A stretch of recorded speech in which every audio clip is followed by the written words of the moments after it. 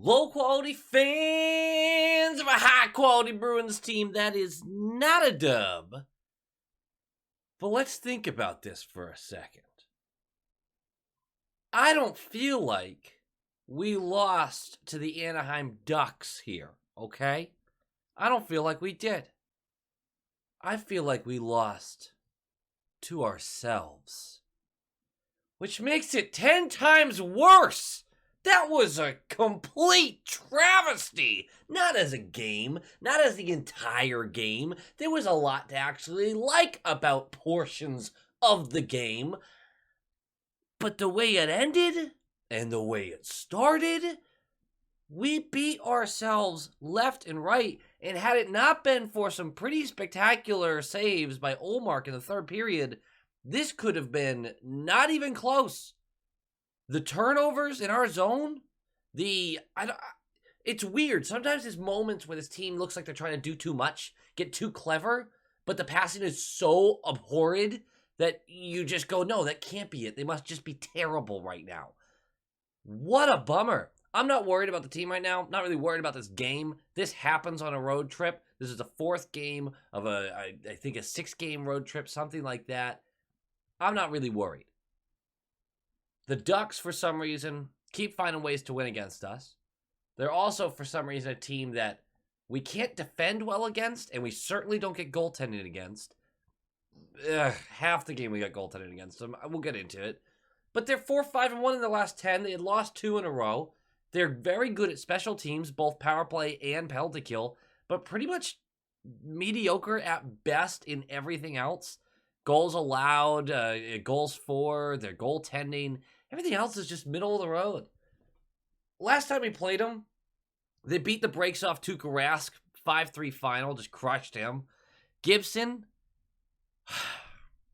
was bad in this game. Again, he had some saves, but had some real bad plays, and he was 1-4 in his last 5 with a 5.72 goals allowed average and a .820 save percentage. I think he finished with above a .9 in this one, because of course he did. At least we didn't make him look Vezina caliber, right? So that's good. I'm not really that upset. I sound upset because I'm at critical mass with the whole sleep deprivation thing. Last night, the video, I believe, got done around 3 a.m. Tonight, it's just before 1 a.m. I'm drinking a Red Bull. Gonna finish this up, hopefully be done by 2, send this out, and then tomorrow I gotta go to work, and I'm gonna come home from work, and I'm gonna sleep. Just gonna sleep.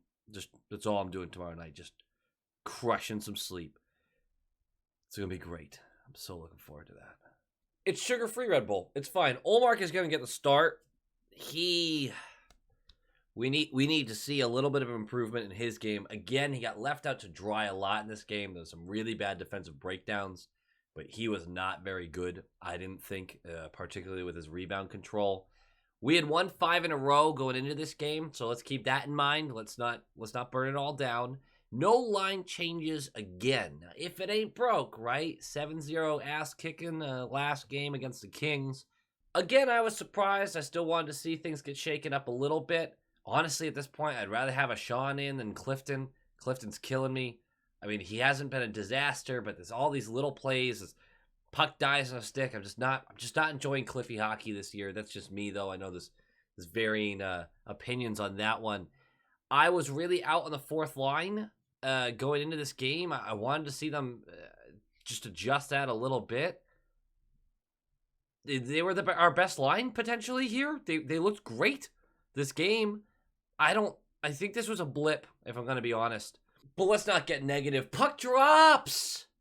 Shout out to the Bruins fans that were at this game. I know there are a bunch of you. I saw a bunch of posts on Reddit and everything like that. A Bruins chant 30 seconds in comes screaming out from the crowd. Let's go Bruins. 30 seconds into the game at an away game. You love to see that if you're a Bruins fan. Not so much if you're a Ducks fan. 2:20 in. Foligno and Carrick just shut them.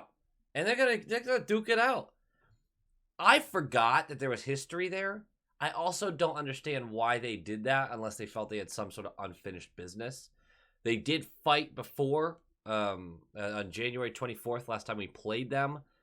Brick reminded us of that during the broadcast. Foligno kicked the absolute crap out of this guy. Good for Foligno. It sparked him. Didn't really spark anyone else on the team. This start was just abysmal. It was abysmal. Everyone was flailing, chasing the puck, couldn't land a single pass, icing it, couldn't get it out of our zone. For a team, and this is going to be throughout the whole game, for a team that was actively struggling to get the puck out of our zone, we were passing back into our zone frequently. Really weird strategy there. Very strange. 5:35 into the period, Marchand is going to go for cross-checking. That's a good call. A dumb cross-check for no reason. I just don't know what had this team in the mindset they were in coming into this. They needed someone in their ear. They did not get it. Before this penalty, Anaheim had a couple chances. They could very well be leading, but the power play starts, and we've talked about they have a pretty good special teams on both ends. Our penalty kill, and maybe our special teams in general right now, really starting to get worried. It feels like we're allowing a lot on the penalty kill. I don't have the stats to back it up. I have to look at what the past month has been, because I know as a season, as a whole, we've been pretty good. And then, of course, we know the power play went 1 for 20, and then last game they went 2 for 3 or something like that. But I'm not very confident in our special teams right now. Particularly because sometimes there are chances to clear the puck. Like this one with Forbort. Forbort has the puck. He is in the little trapezoid behind the net, coming out on the left side, and he has anywhere to choose from except for one spot. Just sky this thing out, man. No icing. Don't worry about it. Just whoosh. Instead, he chooses the one spot that there is a Ducks player standing on the blue line. Chucks it right to him. Guy just grabs it, throws it down. Puck keeps moving, stays in the zone, and we get scored on. Stop failing clearances. And that's not just to you, Forbort. That's everybody. I know it happens once in a while in a game. I think it happened 486 times this game. I might be lowballing that. Puck gets blocked to the clearance attempt like I just highlighted. Puck gets cycled, comes back to the right point. It is a blast. Ullmark makes the save. The book is out on Ullmark. It felt like this was very specific. They did a lot of this game. Shooting low, getting off the pads. Ullmark kicks it out, goes right to Raquel, who's not covered because we're chasing the play. Just slides it right under. That's 1-0 early in the game. That's 6.5 minutes in. I'm struggling to keep my thoughts thorough and continuous right now. That is such a brutal start to the game, but you can live with it. Okay, bad penalty to take. They get a power play. We failed the clearance. Okay, we're just 6 minutes into the game. Let's lock it in. We're not going to get shut out by this team. We weren't going to get shut out by this team. Let's lock it in. And we do sort of lock it in. 20 minutes from now, we follow up that goal with massive turnovers in our own zone. Just blatantly unforced turnovers, leading to 2 more chances. Luckily, they don't go in. And I don't mean Ullmark was good on them. Luckily, they didn't go in. They just didn't have finish. They were missing the net. We do get a break. 11:45 left of the period. Coming out of the commercial break, we're starting with the fourth line. And Nosek with a hard skate behind the net. This is a nice shift in total, but we're going to start with Nosek. Comes around the back of the net, flings it up to Carlo at the right point, who just hammers this shot. Foligno gets a tip on this. It gets past Gibson. Gibson immediately looks around like contact. In the replay, this is very important. There was contact. If Foligno had been in the blue paint, this gets called back. The difference is his skates, his butt, nothing crosses that plane. He is entitled to that space right there. That is where most people get confused about what is and is not interference. As soon as you cross into the blue paint, it's basically interference every time. You're going to see a lot of that. It basically is. If you're outside of it and you initiate contact, yeah, it can still get called, but the rules completely change.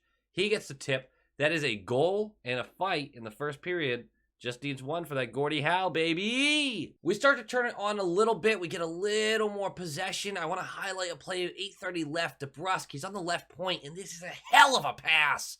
It is a blistering effort to get to Marchand, who's at the bottom of the right circle. Cross slot, goes through multiple players. It is just perfect tape to tape.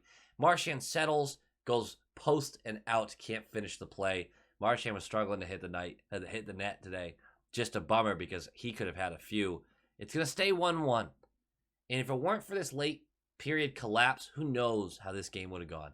2:07 left in the period, and Marchand attempts to deke through 2 Ducks to get out of our zone for no reason. And he gets stripped of the puck. Puck gets sent back in. Dumped in, though. Carlo gets there first. Wraps it up the right wall to get it out. Marchand is on the right wall and deflects it into the slot. Marshy, buddy, come on, man. Please stop. Fowler gets the puck, rips it on net. Deflection comes right out. Deflection. Save. Rebound comes right out. Lundstrom, no one picks him up because, again, we're chasing the play. Open net punches it in. 2-1. A minute later, it's a 3-man transition into our zone. A pass attempt from the right wall gets blocked. The guy covering the guy in the slot, that would be Mr. Trent Frederick, just goes, oh, play's over. Completely stopped. He stopped skating. The second attempt to get the pass through, because it got blocked right back to the Duck, rips right by him. Adam Henrique, all alone, just fires this past Olmark. Look, I know I'm describing these goals, and there's some of them where you're like, it sounds like Olmark really got left out to dry. And he did, don't get me wrong. Just the rebounds were massive. There could have been a lot of better bounces on his end. He is not solely to blame. This one, he was left out to dry because it's a cross slot. Henrique, he gets over in time, but he's just not able to make the save. Gets beat. 3-1. That's 2 goals in a minute 10 to end the first period. Brutal. Second period starts. 3 minutes in. We still look sloppy. Henrique goes for tripping. This was a blatant trip that the ref who was standing right next to it didn't call, but luckily the ref from center ice did. It's not worthy of the criticism, but I think I'm grumpy right now, so I'm just going to say that. By the way, I'm going to remember this now. Short Shift Pod recorded tonight, so that should be going up either tomorrow, probably tomorrow, so that's exciting. 48 seconds into the power play. Lundstrom runs into Hall, who is puck watching, and they call Hall for interference because Hall reacts at the last second and knocks him over. If both of them had fallen over, I don't think this gets called, but it does. So we have 4v4 for 48 and 5v4 for $112. It turns into about 3 minutes of ozone time for the Ducks, right? The 4v4 ends, a minute 12 of the 5v4, stick breaks. Foreboard stick breaks. So it's kind of 5v3.5. And it got so bad that Nosek, without his stick, the puck's about to go over the blue line. We haven't had a change in literally 2 minutes. Kicks it back into our zone, trying to feed it to another Bruin player, but he doesn't. There's no connection there. The puck gets kept in. It was just incredibly disappointing watching this team try to operate. It's like all chemistry went out the window. Again, I'm just talking about the one game. Not worried about the team right now, but I got to talk about the one game. I even wrote this. This is legitimately embarrassing. Really felt that way. 8:45 left. I don't know what just happened. It looked like Gibson had it cradled. It's the exact same play we got the first goal on. Nosek around the back of the net, flings it up to Carlo on the right point. Carlo with some nice skating here. Kind of shuffles his way backwards to avoid pressure, throws it on net. Foligno is there, doesn't get a piece this time, but he did get the assist because he was the one who originally got it to Nosek. So that's his Gordie Howe right there. Very nice. Gordie Howe hat trick, fight, apple, goal. You know what I'm talking about. It goes into Gibson's chest, Carlo's shot, and I think he went for the cradle, and it was weird because it sneaks through down between his legs and still has enough like spin on it to go through his legs and in the net. It's just a really strange goal, but that's a 3-2 score. We got a goal in the second. Let's go into the third, tie it up, and win this game because we are starting. The legs are there. They're starting to churn more and more. I'm feeling more and more confident as the game goes on because we are expressing ourselves creatively, and by that I mean we're being the better team. Could have been tied before the third, honestly. 5 minutes left. It's just an open net chance for Marchand from a cross-slot pass, and he misses the net by 4 feet. Brutal. A minute later, Foligno, it's a nice play to get Foligno the puck wide open in the slot. Gibson makes a save. Disappointing, but it's a 1-goal game. We've been the better team for the last few minutes. Let's go into the third and grab it. In 2 minutes into the third, we grab it. Ullmark has a heads-up play to get this up the wall, off the wall, into Pasta in the neutral zone. Pasta continues to take space, takes a hit to punch the puck forward to Hall, who is going to follow up, screaming down that right wall in the offensive zone. Hard stop. I don't know how they do this. They stop on a dime sometimes. Hard stop, shakes the defender, waits out the play forming. Pasta comes in with a loaded stick. This is cocked and ready to go. Perfect pass. Pasta hammers it, and it takes a double deflection. 2 players, both Ducks, gets past Gibson. 3-3 ball game, folks. This is still winnable. We're 2 minutes in, 18 minutes left of the third period. We've been the better team. And we fell back into a bad habit. We didn't really attack that much for the rest of the game, and I think we really could have. Couple huge moments for Ullmark in this one because he did not have a good first, had a solid second, and the third he was tremendous till the last one. About 12 and a half minutes to go.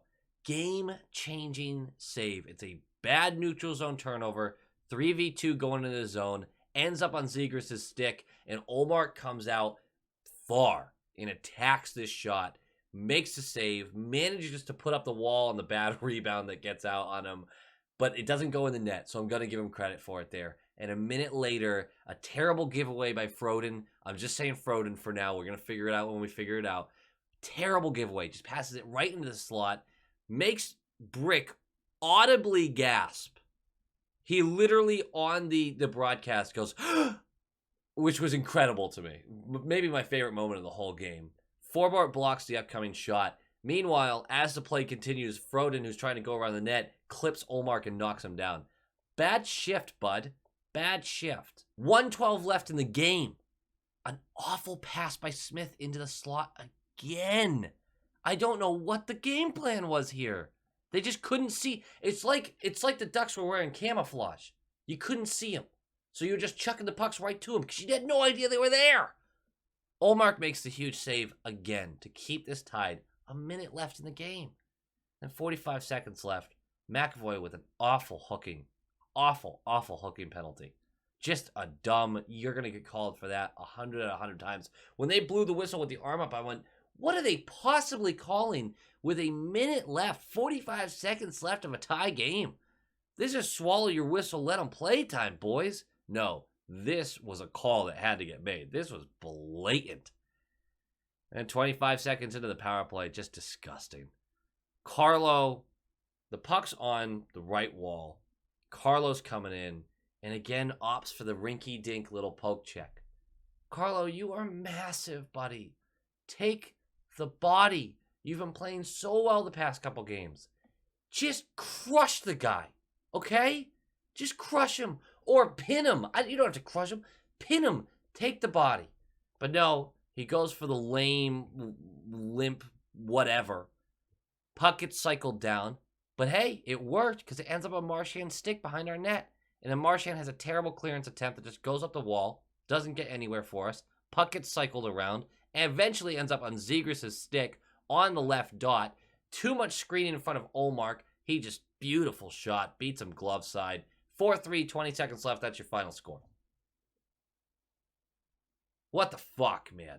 What a wasted effort of... I was ready to be proud of this team. Game notes time. I was ready to be proud of this team. Of, you know what? You had a bad game. Really start to finish, it wasn't a good one. There was still... I made it seem better for the second and third because we were playing better. Still awful turnovers. Still miscommunications. Poor passing. Poor development of plays. Just not a good game. And that happens. That happens. But what a wasted effort of... Hey, this team is a good team, and we managed to claw our way back. Tie game. Let's salvage at least a point out of this. I don't give a crap about the point. We are where we are. We're probably going to be first or second wild card coming out of the season. Doesn't matter. There's no matchup I'm angling for out of any of the teams in the East. You are going to have to fight through a gauntlet. No one should give a crap who they play when it comes to the playoffs. You beat the team in front of you. If I was in the West, I'd feel completely differently. But what I'm trying to say is you know you're a good team. You battle back from 2 goals down. Salvage this. Get into overtime with a coin flip. McAvoy takes a terrible penalty. Carlo wimps out on a hit. Marchand fails the clearance. Boom, bada bing. Olmark, I want to give some credit to. Awful first period. Really good second and third for the most part. It's mentally taxing to do that kind of thing. To lock it in like that. He knows he's not Swayman right now. He knows he's not getting the same results. He'll work through it. I still believe he's a good goalie.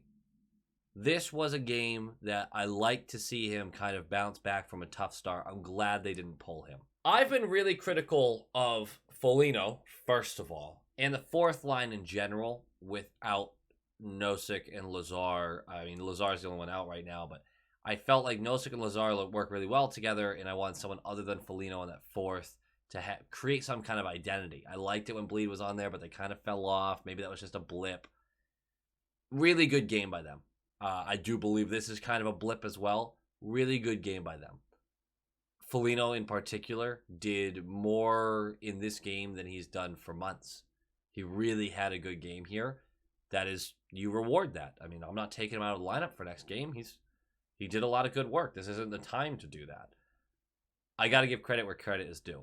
They were one of the few lines that brought it on every shift. They did have their struggles in the defensive zone as well. You can point out a couple plays to me. I'm going to agree with you.